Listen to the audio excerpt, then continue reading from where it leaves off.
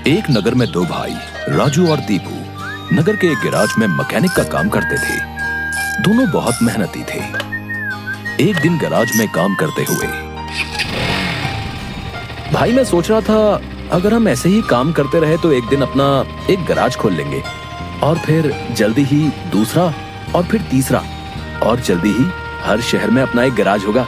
ये कहने के बाद दोनों राजू और दीपू अपना काम बंद करके मुस्कुराते हुए ऊपर की ओर देखते हुए अपने ख्यालों में खो जाते हैं। सपने में राजू और दीपू अपने नए गैराज के उद्घाटन की रिबन काट रहे हैं। तभी पीछे से उसकी पीठ पर कोई धक्का देता है और दोनों घबरा के सपने से बाहर आते हैं। राजू के बगल में उसकी गैराज का मालिक, ग्रे शर्ट, काले पैंट, सिमटे हुए बाल और आंखों पे चश्मा। तुम दोनों से एक काम सही से नहीं होता। कल एक गाड़ी तुम लोगों ने बना के दी थी, ग्राहक का फोन आया था, उनकी गाड़ी से धुआं निकल रहा है और रास्ते में बंद हो गई है। ये 1 महीने में तुम्हारी 8वीं शिकायत है। मैं तुम दोनों को अभी काम से निकालता हूँ। निकल जाओ मेरे गैराज से। मालिक, पर यह भी तो हो सकता है उसकी गाड़ी खराब हो।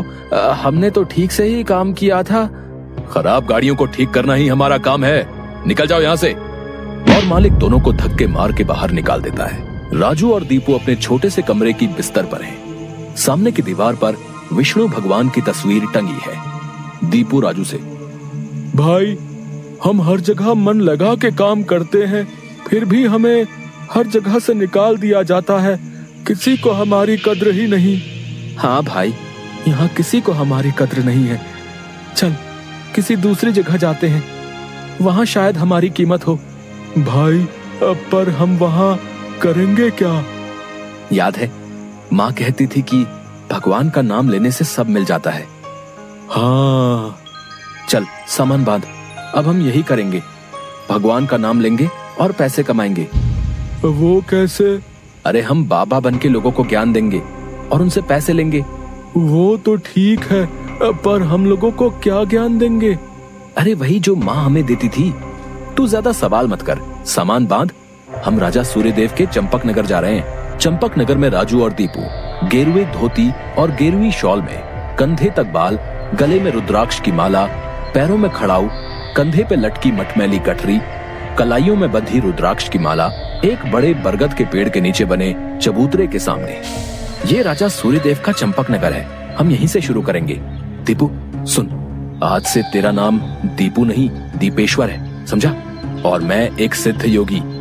मैं यहाँ बैठता हूँ और ध्यान करता हूँ। तू नगर में जाके ये खबर फैला कि एक सिद्ध योगी आए हैं जो हर समस्या का हल देते हैं। ठीक है, मैं जाता हूँ।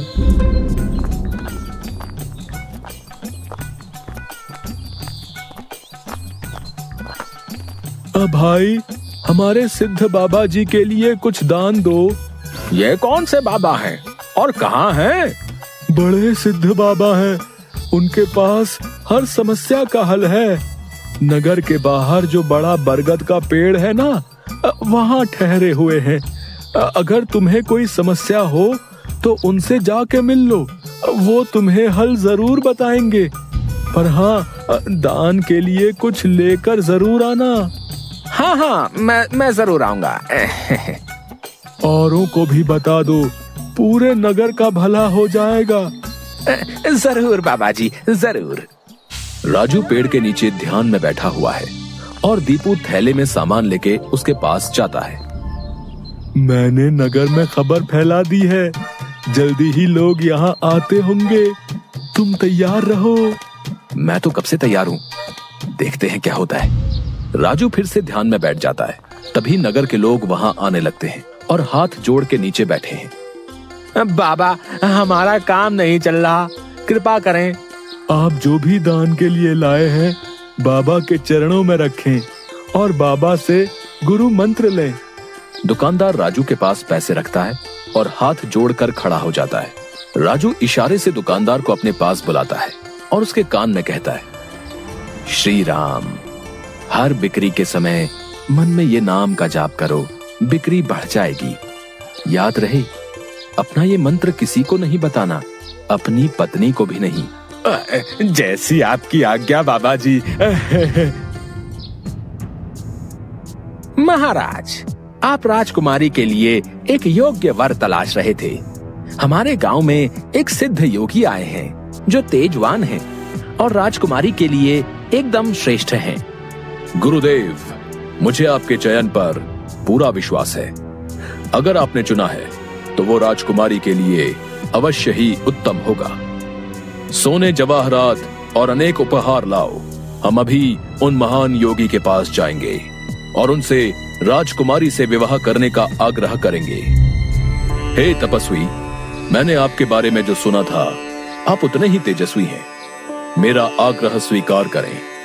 राजू ध्यान से आंख खोलकर राजा को देखते हुए, जी महाराज, कहिए क्या परेशानी है आपको? मेरी इच्छा है कि आप मेरी पुत्री से विवाह करें और ये उपहार स्वीकार करें। राजू काफी देर तक उपहार में लाए सोने, चांदी और अनेक वस्त्र और उपहारों को देखता है, फिर राजा की ओर मुड़ता है। महाराज, मैं तो एक सन्यासी हूँ, मुझे इन सब से क्या लेना? मुझे क्षमा करें, मैं आपकी बात नहीं मान सकता। दीपू चौंकते हुए राजू को देखता है। मैंने जो सुना था, आप उससे भी महान हैं। मुझे क्षमा करें यदि मैंने आपका अनादर किया हो। आप जब तक यहाँ हैं, मैं कोशिश करूंगा आपको कोई दिक्कत ना हो। और राजा सूर्यदेव को प्रणाम करके वापस चले जाते हैं। अरे राजू, ये क्या कर दिया तुमने? इतना अच्छा मौका हाथ से जाने दिया। अरे राज करते हम लोग। राज, तुम्हें ये क्या हो गया है? मैं यही सोच रहा था, लेकिन फिर मैंने सोचा कि इतने दिनों से ईश्वर का नाम लेते लेते इतना तो समझ आ गया है कि ईश्वर के नाम अमृत में ऐसा क्या है जो मीरा सारा राजसी ठाट छोड़कर वैरागन बन गई। क्यों प्रहलाद ने अपने पिता की इतनी यातनाएं सही? मुझे भी राम नाम का धन मिल गया है जिसके आगे इस दुनिया का सारा धन फीका है। मुझे ये सब नहीं पता। हम यहाँ पैसे कमाने आए थे, ना कि साधु बनने। मैं चला, मैं अकेले ही सब संभाल लूंगा। तुम्हें जो ठीक लगे करो, पर अगर किसी मुसीबत में फंस जाओ, पूरी श्रद्धा से ईश्वर का नाम लेना, तुम्हारी मुसीबत दूर हो जाएगी। तुम्हारा दिमाग खराब हो गया है। इतनी आसानी से मुसीबत दूर होती तो सभी खुश होते। राजू बस उसे देखकर मुस्कुराता है और ध्यान में बैठ जाता है। दीपू अपनी पोटली उठा के गांव में चल देता है। क्यों भाई, कैसा चल रहा है? हाँ भाई, सब बढ़िया है और अब घर में सुख शांति भी है। ये भी बेवकूफ बन गया। राजू है तो चालाक। उसने ऐसी युक्ति की कि कोई उस पर सवाल नहीं उठा सकता। कुछ राशन दान करो। जरूर। दुकानदार राजू के थैले में चावल डालने जाता है। तभी दीपू, ये क्या दे रहे हो? इतनी मिठाइयाँ और मेवे तुम्हारी दुकान में है और तुम ये कच्चे चावल दे रहे हो। इनमें से कुछ दो। पर बाबा तो ये सब नहीं कहते। तुम्हें क्या करना है? जितना कह रहा हूँ वो करो। दीपू आगे जाता है और जोहरी की दुकान में दुकानदार से, और भाई जोहरी, कैसी चल रही है दुकानदारी? बाबा की कृपा से सब बढ़िया चल रहा है। कहिए क्या सेवा करूं? बाबा के लिए कुछ दान दो। इससे पहले कि इन्हें मेरी असलियत पता चले, इनसे तगड़ा दान लेके गांव से गायब हो जाऊंगा। फिर ये लोग राजू के पीछे पड़ेंगे तो उसे समझ आएगा। बाबा के लिए कुछ दान दो। जौहरी पैसे निकाल कर देने लगता है। अरे ये क्या भीख दे रहे हो? बाबा की कृपा से तुम्हारी दुकान चल रही है। इतने सारे जवाहरात हैं, इनमें से दो, कुछ कीमती सा। जितना दोगे उससे ज्यादा मिलेगा। ये बाबा को क्या हो गया है? कोई नहीं, बाबा को देने से मेरा क्या घटेगा। जौहरी एक सोने की हार दीपू को दे देता है। ये लीजिए बाबा। अच्छा धन बटोर लिया है मैंने। इससे काफी दिनों तक काम चल जाएगा। बड़ी भूख लग गई है, कुछ मिठाइयाँ खा लूं।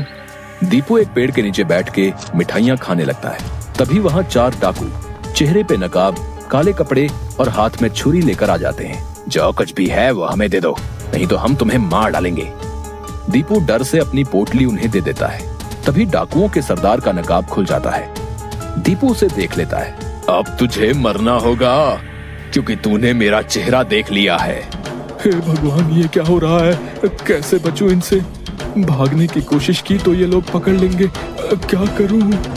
तभी उसे राजू की बात याद आती है। अगर किसी मुसीबत में फंस जाओ, पूरी श्रद्धा से ईश्वर का नाम लेना, तुम्हारी मुसीबत दूर हो जाएगी। दीपू आंखें बंद कर घुटने पर बैठकर, हे नारायण मेरी रक्षा करो, हे नारायण मेरी रक्षा करो। डाकू का सरदार दीपू को उठाकर, सुन, राजा के सिपाही हमारी ओर आ रहे हैं, इसलिए तुझे छोड़ रहे हैं। अगर तूने किसी को हमारे बारे में बताने की कोशिश की तो तुझे जिंदा नहीं छोड़ेंगे। ये ले अपनी पोटली। डाकू भाग जाते हैं। दीपू सामने से सिपाहियों को आते देख मन में, हे नारायण, मुझसे भूल हुई जो मैं राजू की बात को समझ नहीं पाया। मैं राजू के पास वापस जा रहा हूँ और उसके साथ रहकर आपके ध्यान में अपना जीवन बिताऊंगा।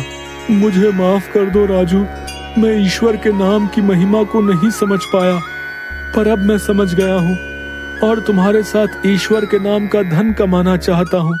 राजू दीपू को गले से लगाता है